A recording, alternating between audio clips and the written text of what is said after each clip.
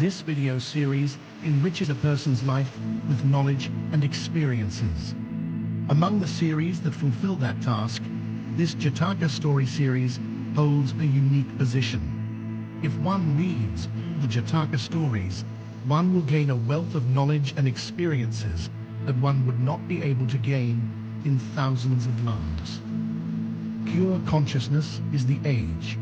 Modern psychology has yet to discover much about the nature of the human mind and how it works, but many of the Jataka stories reveal many of these facts. Greed, intense lust, jealousy, hatred, anger, revenge and virtue are the vices of the tax, as well as the virtues of love, kindness, generosity, tolerance, and charity. This balance and diversity have greatly increased its value. The original sources of the Jataka story series, the time when it was written. There is no unanimous agreement about the writers who wrote the stories and their styles. The facts that have been expressed are debatable. The reader should watch the Jataka story series with understanding and apply the facts extracted from it to his own life. Selected from the book 550 Jatakas.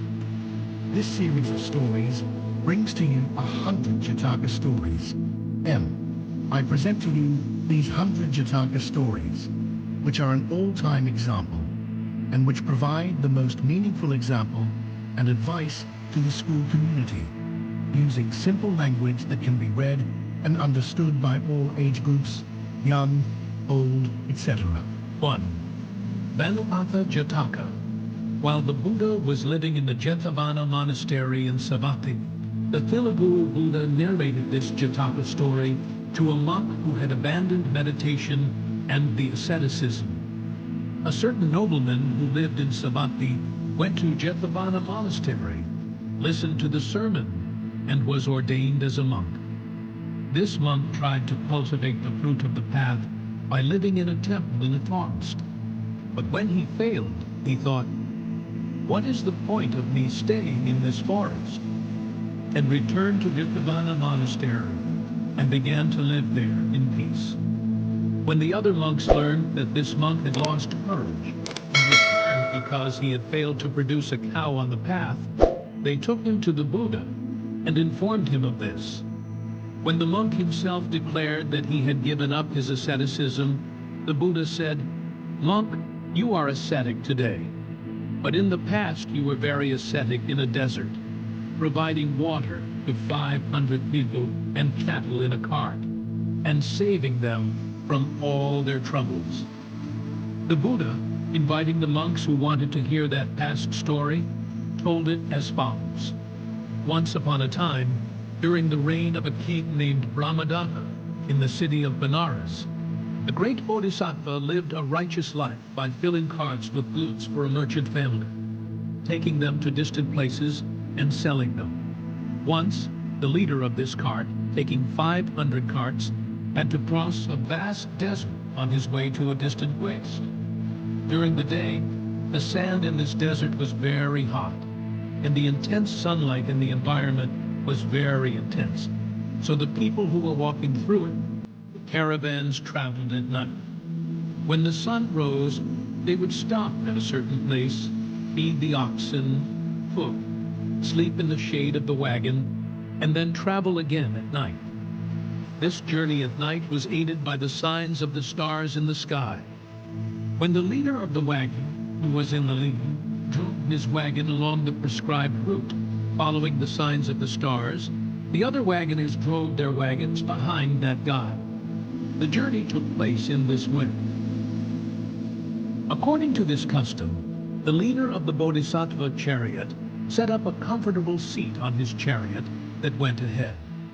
Sitting there, he rode the chariot while looking at the stars in the sky.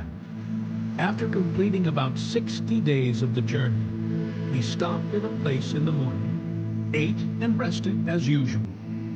After the sun set and the caravan reached the ground, it was ready to start its journey again. We have only one more night to travel. Therefore, let us empty the extra water containers filled in the chariots "Enlighten the chariot," said the leader of the Bodhisattva chariot, who had just arrived at the front of the group, sat on the designated seat on his chariot that went ahead and started to travel, showing the way to the other group. He had not slept properly for many days and soon fell asleep. His chariot ox, which was not being driven, turned around and started walking, while the other oxen followed the chariot with their carts. The wagon leader, who woke up at dawn and looked at the stars, immediately stopped the wagon and looked. When the sun rose, what did they all see? They were back where they had spent the previous day. When all the water they had brought was gone, the people complained, "How will we cover the remaining distance? We are all ruined." They sat down under their wagons and mourned. The Bodhisattva, thinking, "If I give up my efforts, we will all die," began to look around in the morning.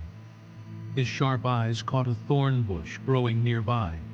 He guessed that this thorn bush had grown here because of the underground water. So he brought a hoe and had his companions dig the ground there. When they dug a deep hole, they came across a large rock. They were discouraged and thought that all their hard work had been in vain. The Bodhisattva, thinking that there was water under the rock, went down into the hole and listened to the rock at the bottom. Hearing the sound of water flowing underneath, he called his closest companion and said, "Son, if you, like the others, give up your efforts, we will all be destroyed. You must take courage, take this axe, and go down into the pit and strike the stone with it a few times," he said. When all other efforts were exhausted, the servant, encouraged by his leader, went down into the pit and struck the rock with his axe, breaking it.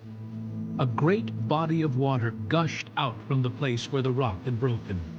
All the people drank and drank. They cooked and cooked food, bathed the oxen, watered and grazed.